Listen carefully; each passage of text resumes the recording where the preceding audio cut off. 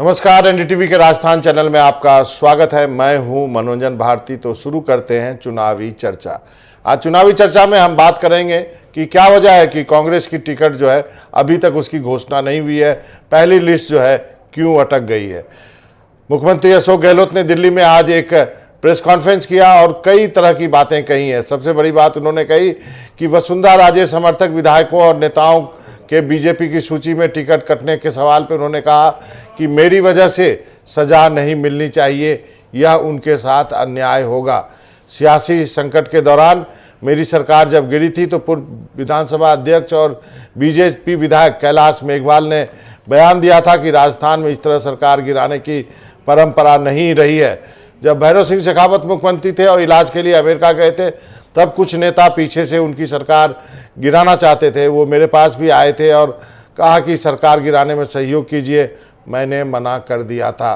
तब प्रधानमंत्री नरसिम्हा राव और राज्यपाल बलिराम भगत ने कहा था कि सरकार गिराने में सहयोग में देना उचित नहीं होगा।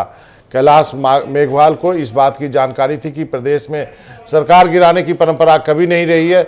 गलती से मैंने धौलपुर में यह कह दिया था कि मेरी सरकार संकट में थी, तो वसुंधरा की भावना यह थी, लेकिन मीडिया में थोड़ा फ्लेवर लग गया। तो उन्होंने अंत में मीडिया को ही दोष ठहरा दिया है। हालांकि लंबी चौड़ी प्रेस कॉन्फ्रेंस की अशोक गहलोत साहब ने। सबसे पहले आपको सुनवाते हैं कि उन्होंने क्या किया है, कहा है वसुंधरा पे। मैं कहना चाहूंगा, मेरे कारण उनको सजा नहीं मिलनी चाहिए। मेरे कारण उनको सजा नहीं मिलनी चाहिए, ये अन्याय होगा उनके साथ में। मेरे मुंह से निकल गया एक मीटिंग के अंदर, क्योंकि वसुंधरा जी के जो फॉलोवर एमएलए थे वो भी लॉबी मिलते हैं हम लोगों से, कहीं मिल जाते हैं। तो उन्होंने उनके मुंह निकल गया होगा, भाई हमारे मुख्यमंत्री जो एक्स मुख्यमंत्री वसुंधरा जी है वो भी इसी विचार के जो कैलाश जी ने कहा है।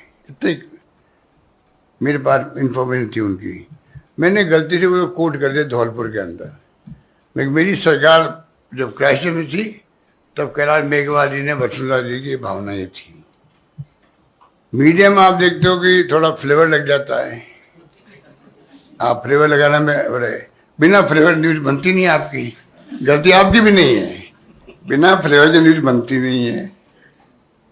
और मैं भुगत भी रहा हूं उस फ्लेवर से। काम के मामले में मुख्यमंत्री कोई भेदभाव नहीं कर रहे हैं। काम के मामले जो हम काम मांगते हैं, हम काम देते हैं, वो सब बातें हम भूल चुके हैं। हम सब एक होके इलेक्शन लड़ना चाहते हैं। ये हमारे, हम सब एकजुट है, हम सब एकजुट हैं। जब उनके साथ लोग गए थे, उनके टिकट सब क्लियर हो रहे हैं करीब करीब। उससे बड़ा उदाहरण क्या मैं दे सकता हूँ आपको। एक टिकट पे भी मैंने ऑब्जर्वेशन नहीं किया हो मीटिंग के अंदर, उससे अंदाज कर लीजिए कितनी बेगाएगी हमारी, कितनी प्यार मोहब्बत आपस के अंदर है।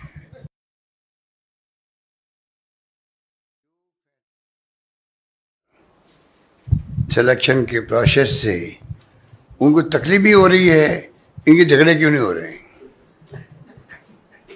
आप सचिन पायलट की तरफ इशारा कर रहे होंगे। जितने फैसले हुए हैं सबकी राय से हुए हैं, सबकी राय हो। जो भी सचिन पायलट साहब के जो हमारे सपोर्टर भी होंगे, उन सबके फैसलों में भागीदार बन रहा हूँ उनके पक्ष में। तो आप सोचते हो कितने स्मूथली फैसले हो रहे हैं। ये तकलीफ बीजेपी को होती है और किसी को नहीं होनी चाहिए। तो आप राजस्थान के मुख्यमंत्री को सुन रहे थे। वसुंधरा के बारे में उन्होंने बहुत इंटरेस्टिंग बात कही है, सचिन के बारे में कही है, एंटी इनकम्बेंसी के बारे में कही है। हमारे साथ जो है नीरज, हमारे सहयोगी जुड़ गए हैं। राजीव तिवारी जी भी हमारे साथ जुड़े हैं, हर्षा भी जुड़ेंगी। पहले नीरज, आपसे संक्षेप में जानना ये चाहता हूँ, मुख्यमंत्री जी दिल्ली में प्रेस कॉन्फ्रेंस करते हैं और ये कहते हैं कि वसुंधरा के समर्थकों को टिकट ना मिले तो अन्याय होगा, हमारी सजा जो है वसुंधरा को नहीं मिलनी चाहिए। इसका क्या मतलब है? देखिए, वसुंधरा राजे खेमे के बहुत से ऐसे नेता हैं जिनके टिकट काट लिए गए हैं पहली सूची में। जो 41 सूची जारी की है 41 उम्मीदवारों की, उसके अंदर राजपाल सिंह शेखावत का नाम जो है वो साफ हो गया। नरपत सिंह राजवी का नाम साफ हो गया। ऐसे बहुत सारे नेता हैं जिनके टिकट जो है वो कट गए। 41 में से 29 नए चेहरे ला दिए गए, 6 बाहर से लेकर के आए। तो वसुंधरा राजे जब खेमे को डैमेज पहुंचाया गया, यानी उम्मीद थी कि इनको टिकट मिलना चाहिए, वो नहीं मिला, तो सीएम गहलोत ने इस बात पर तंज कसा कि मैंने धौलपुर के अंदर ये बात कही थी कि वसुंधरा राजे जो हैं उन्होंने, और शोभा रानी कुशवाहा जो क्रॉस वोटिंग करके कांग्रेस के पाले में आ जा चुकी हैं, कि इन्होंने मेरी सरकार बचाई थी।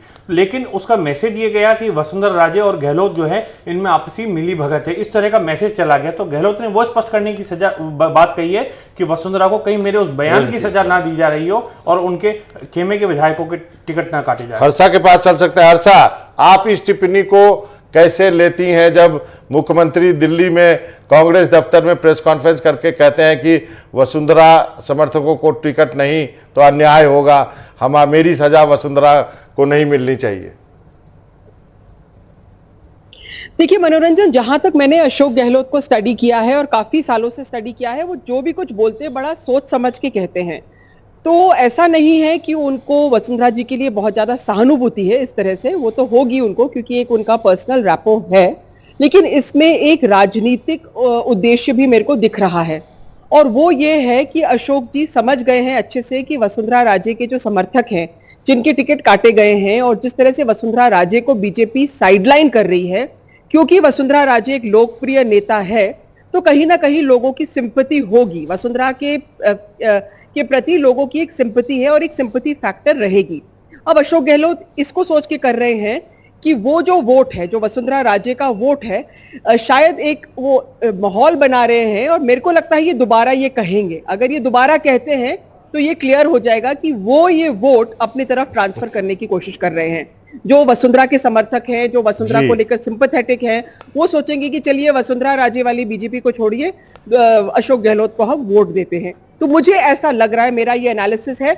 और अगर ये दोबारा, क्योंकि अशोक गहलोत अगर कोई चीज कहना चाहते हैं तो एक बार कहते हैं, फिर अगली बार दोबारा वो कहीं ना कहीं उसको रिपीट करेंगे किसी ना किसी तरीके से। उसमें से हम समझ लेते हैं कि उनका इंडिकेशन क्या है, और वो उससे क्या एक राजनीतिक तीर जो है वो किस तरह से छोड़ने की कोशिश कर रहे हैं। राजीव जी, इसका आप क्या मतलब निकालते हैं यदि दिल्ली में कांग्रेस दफ्तर में कांग्रेस के मुख्यमंत्री वसुंधरा के बारे में ऐसा कहते हैं? तो देखिए, राजनीति में कोई भी बात जो कही जाती है और कोई बड़ा नेता किसी बात को कहता है तो उसके कहीं ना कहीं कई मतलब होते हैं।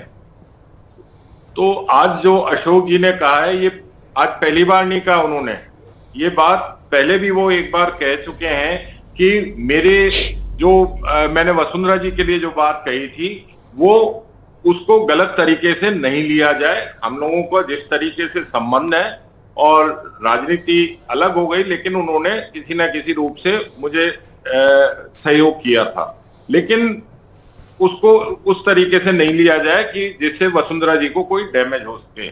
और आज भी उन्होंने जब ये बात कही है तो उसके पीछे भी यही है कि जैसे हर्षा जी कह रही थी कि वसुंधरा समर्थकों के वोट अपने पक्ष में करने के साथ साथ बीजेपी के अंदर भी वो डैमेज हो। क्योंकि अगर वसुंधरा जी के जैसे टिकट अभी राजपाल सिंह शेखावत या नरपत सिंह राजवी और 2-3 और लोगों के कटे हैं, अभी ज्यादा लोगों के टिकट नहीं कटे हैं, क्योंकि जिस क्षेत्र में वसुंधरा जी का बहुत प्रभाव है और पिछली बार जहां से उनके 40-41 समर्थक जीत के आए थे, उन जगहों पर अभी टिकटों की घोषणा नहीं हुई है।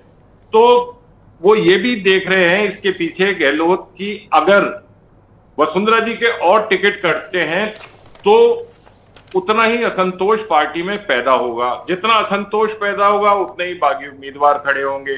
उनमें से कोई बहुत जो मजबूत कैंडिडेट होंगे वो कांग्रेस की तरफ भी रुख करेंगे।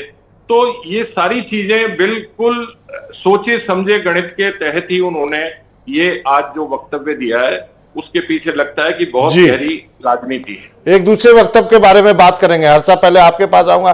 वो जो बात उन्होंने कही है सचिन पायलट के बारे में कि सचिन के तो सारे नाम क्लियर हो गए, मैंने एक भी उम्मीदवार पर आपत्ति नहीं जताई है, तो ये कौन सी एकाएक जो ये भाईपन जो नया दिखाई दे रहा है, बहुत प्यार उमड़ रहा है, क्या सच में ये प्यार इलेक्शन में भी दिखेगा?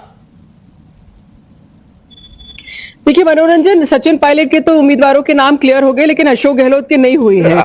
तो इसमें चर्चा करते हैं, पहले इसमें बात करते हैं कि जी, तो उस शायद ये भी वो सिग्नल है, लेकिन देखिए अशोक गहलोत एक चीज अच्छे से समझ चुके हैं कि बिना सचिन पायलट के वो इस चुनाव में नहीं जा सकेंगे, उनके बिना वो नहीं उतर सकेंगे।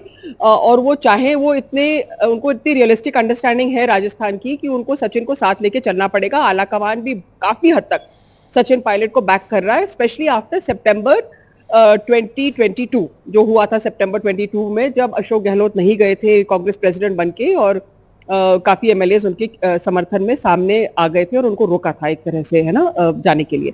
तो वो ये समझ चुके हैं, लेकिन क्या वो साथ जाएंगे या नहीं जाएंगे ये बहुत बड़ा सवाल है, क्योंकि इससे ना मैसेजिंग बहुत इंपॉर्टेंट है मनोरंजन। क्योंकि हमने देखा कि अभी भी जब उनका मतलब जो बॉडी लैंग्वेज है, अगर वो हाथ भी मिला ले या साथ भी हो जाए, लेकिन लोगों में जो पहले उन्होंने जो बयान दिए हैं उन्होंने, उससे क्लियर है कि सचिन और अशोक गहलोत एक साथ नहीं है। तो वो मैसेजिंग पहले ही एस्टैब्लिश हो चुकी है। जी नीरज, आप क्या देखते हैं, क्या ये दोस्ती आगे बढ़ेगी या केवल ये टीवी के लिए दोस्ती है? देखिए, फिलहाल जो है ये लंबी खींचतान गहलोत और पायलट खेमे में चलती आई है, और जैसे ही टिकटों का ये वितरण चालू होगा निश्चित रूप से खींचतान निकल के सामने आएगी।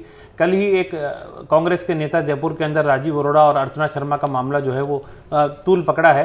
तो इस तरह के मामले जो है वो खींच करके सामने निकल के आएंगे। पायलट खेमे के किन विधायकों को टिकट दिया जाता है, गहलोत खेमे के किन विधायकों को टिकट दिया जाता है, इसके अलावा अन्य पार्टियों के जो विधायक हैं क्या उनको टिकट दिया जाता है जो गहलोत को समर्थन कर रहे हैं, या निर्दलीय जो थे वो समर्थन कर रहे थे, बाहर से 13 विधायक थे, उनमें से उनको अगर यदि टिकट दिया जाता है फिर खींचतान शुरू होगी। बसपा से जो कांग्रेस के अंदर आए थे, 2 बार हाथी को अपने साथ गहलोत ने जोड़ा, इस बार आए थे, एक तो उनमें से राजेंद्र गुड़ा बाहर चले गए, शिवसेना के साथ हो गए, बाकी के जो विधायक हैं उनको भी टिकट दिलवाने की कोशिश है। शांति धारीवाल, महेश जोशी और धर्मेंद्र राठौड़, ये 3 भी टिकट मांग रहे हैं। इन्हीं पे पेच फंसा हुआ है फिलहाल, तो ये भी एक बड़ा सवाल है। और इस पेच के बारे में मैं आप दोनों को जानकारी देता हूं, आप तीनों को, उसके बाद राजीव जी आपके पास आऊंगा। मीटिंग हो रही थी, सीईसी की मीटिंग, आप सोचिए सोनिया गांधी, राहुल गांधी, मल्लिकार्जुन खड़गे बैठे हैं। जैसे ही शांतिलाल धारीवाल का नाम आता है, मैडम ने पूछती है इज इट दैट गाय, क्या वो वही आदमी है? और उसके बाद वो कुछ और कहती हैं, तो मुख्यमंत्री कुछ जवाब देने की कोशिश करते हैं। तो राहुल गांधी कहते हैं कि जब मैं भारत जोड़ो यात्रा कर रहा था तो इनके खिलाफ मुझे काफ़ी शिकायतें मिली थी, और उसके बाद वो जो है टिकट को पेंडिंग में डाल देते हैं खड़गे साहब। ये जो 3 नाम थे, और राहुल गांधी वो उन 106 नामों पर भी आपत्ति करते हैं जिसमें कि सिंगल नाम आए थे, और अब जो है टिकट पर दोबारा से स्क्रीनिंग कमेटी होगी और उसके बाद सीईसी बैठेगी। राजीव जी, इसका मतलब आप क्या निकालते हैं? देखिए, ये जो तीनों हैं, शांति धारीवाल, धर्मेंद्र राठौड़ और महेश जोशी, 25 सितंबर को जो यहाँ बगावत हुई थी जिसमें कि 83 विधायकों के इस्तीफे राज्यपाल के पास, वो विधानसभा अध्यक्ष के पास भेजे गए थे, तो तब से ही इनको कारण बताओ नोटिस भी दिया हुआ है अनुशासन समिति ने, और अभी तक उस पर फैसला भी नहीं हुआ है। तब से ये लगातार चल रहा है कि शांति धारीवाल जी और महेश जोशी और धर्मेंद्र राठौड़ को टिकट शायद इनका कट सकता है। धर्मेंद्र राठौड़ तो खैर अभी विधायक भी नहीं है, और महेश जोशी और धारीवाल जी का टिकट कट सकता है। इसी को भांपते हुए धारीवाल जी ने अपने बेटे का नाम भी आगे चलाया था कि भाई मुझे नहीं दे रहे हो, मेरे बेटे को इस सीट से दे दो। लेकिन गहलोत साहब ने इसको प्रतिष्ठा का प्रश्न बनाया हुआ है, और वो ये भी घोषणा कर चुके हैं कि धारीवाल जी ही लड़ेंगे कोटा से, और वापस अगर मेरी सरकार रिपीट होती है तो उनको यही यूडीएच मंत्रालय भी मिलेगा। ये बात वो सार्वजनिक तौर पर भी कह चुके हैं। तो ये जो टसल है, इसको लेके भी ये जो पूरी उम्मीदवारों की घोषणा है, ये अभी रुकी हुई है, सूची रुकी हुई है कि इस पे वापस से एक बार मंथन होगा। और जो आज गहलोत जी का सचिन पायलट के खेमे के लिए जो बयान आया है कि उनके हमने किसी टिकट पर ऑब्जेक्शन नहीं किया है, तो उसके पीछे भी यही है कि आप मेरे लोगों को भी मत छेड़ो, मैंने आपके लोगों को नहीं छेड़ा है। तो ये कहीं ना कहीं गिव एंड टेक चल रहा है, ये सारी चीजें गिव एंड टेक चला। हर्षा, आपकी क्या टिप्पणी है? जो 106 सिंगल नाम पे राहुल गांधी ने आपत्ति करके उसको रोक दी है, दोबारा से सारी प्रक्रिया करनी पड़ेगी स्क्रीनिंग कमेटी में। देखिए, ये जो अशोक गहलोत जो थे, he was the blue eyed boy of the high command. और मनोरंजन, ये स्थिति तब बदली थी, जो आप सही कह रहे हैं, जो हम डिस्कस कर रहे हैं, कि जब 25 सितंबर को ये जो हुआ था, वो चाह रहे थे कि ये आए, दिल्ली आए और कांग्रेस प्रेसिडेंट बने, क्योंकि एकदम विश्वसनीय थे। वो चाहते थे कि वो कांग्रेस की कमान संभाले, और कौन, who better than Ashok Gehlot, the Gandhi family trusted him completely. और उस टाइम में जब ये पूरा एक तरह से ये एमएलएज इकट्ठा हुए, शांति धारीवाल के घर पे इकट्ठा हुए, और वहां पे शांति धारीवाल ने ये भी कहा था, उन्होंने कहा था कि मीटिंग बुलाई गई, तो शांति धारीवाल ने कथित रूप से कहा था कौन है आला कमान, जो शायद ये बात भी सीईसी में आई थी, इलेक्शन मीटिंग में हुई है। तो जी। कौन है आला कमान, महेश जोशी थे, उन्होंने ये दिया, फिर इन्होंने सबने जाके इस्तीफा दिया। तो इसको लेकर बताया जाता है कि आज भी जो एक वो क्लोजनेस थी, उसको लेकर गांधी परिवार आज भी उससे नाराज है। और दूसरा जो खेमा है, जो सचिन पायलट ग्रुप है, उसने कहा है कि अगर आप हमारे लिए बगावत कहते तो ये क्या था। तो एक तरह से वो जो पोजीशन था उनका बदल गया है, और सही है कि एकदम इनके लिए इतना स्मूथ सेलिंग नहीं होगा इस इलेक्शन में, क्योंकि वो कांग्रेस समझती है कि अशोक गहलोत के बिना वो इस चुनाव नहीं लड़ सकते। इनफैक्ट वो बहुत पॉपुलर लीडर है, उनके सोशल वेलफेयर स्कीम्स भी वो रिपीट कर रहे हैं। पर जो विश्वास था, शायद हो सकता है कि उसमें कुछ बदलाव हुआ है, इसलिए अब दूसरी जो सूची है, या शांति धारीवाल है या महेश जोशी है, इनको लेकर जो पहले स्मूथ सेलिंग हो सकती थी अशोक गहलोत के लिए, वो इतनी स्मूथ सेलिंग नहीं होगी, क्योंकि जो दूसरे लोग ऑब्जेक्शन कर रहे हैं उन पर भी गौर किया जाएगा। जी नीरज, तो कौन होता है आला कमान, कौन है आला कमान? तो आला कमान ने अपनी ताकत आखिर दिखा दी जी, कि निश्चित तौर पर कांग्रेस हाईकमान जो है वो अपनी ताकत दिखाता है, और हर बार जो टिकट फाइनल होते हैं वो हाईकमान के यहाँ से ही होते हैं। कितनी ही सीसी की बैठकें हो जाएं, उस बैठक के अंदर अंत में गांधी परिवार की चलती है। ये कांग्रेस के अंदर आज तक अटल सत्य रहा है, और निश्चित तौर पर इसीलिए सीएम अशोक गहलोत बार बार ये कहते हैं कि गांधी परिवार जो है वो ही कांग्रेस पार्टी को चलाता है। पार्टी के अध्यक्ष यहाँ बदलते रहते हैं, लेकिन अंतिम निर्णय वहीं से होता है। और जब धारीवाल ने इस तरह की बात कह दी, जब कांग्रेस हाईकमान का निर्देश था, उनके जो 2 दूत बना के भेजे गए थे, उसमें खुद आज जो अध्यक्ष है मल्लिकार्जुन खड़गे ये थे, अजय माकन थे। अजय माकन को बाद में विवादों के चलते राजस्थान से उनकी विदाई भी की गई, और मल्लिकार्जुन खड़गे के भी कहीं ना कहीं दिल के अंदर वो बात है कि वो खाली हाथ लौटे थे, हाईकमान का जो फरमान था उसको पूरा नहीं करा सके थे।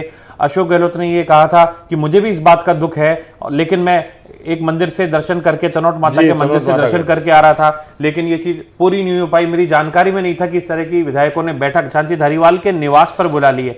मेन बात यह है, धारीवाल के निवास पर वो बैठक बुलाई गई थी, और उसके बाद ये विधायक इकट्ठा होकर के और इस्तीफा देने के लिए पहुंच गए थे विधानसभा अध्यक्ष के पास। इनको आशंका ये थी कि सचिन पायलट को मुख्यमंत्री बनाने के लिए पूरी कवायद की जा रही है, 1 लाइन का प्रस्ताव रखाया जाएगा कि आला कमान के ऊपर छोड़ा जाता है। तो इसको लेकर के पूरे विधायकों ने ये बगावत की थी। तो गहलोत खेमे से भी एक बगावत के सुर मुखर हुए थे, उसी को लेकर ये नाराजगी है। जरूर, और आला कमान ने अपना फैसला एक तरह से सुना दिया। आप तीनों का बहुत बहुत शुक्रिया, हर्षा आपका, राजीव जी आपका, और नीरज आपका, यह हमसे बातचीत करने के लिए।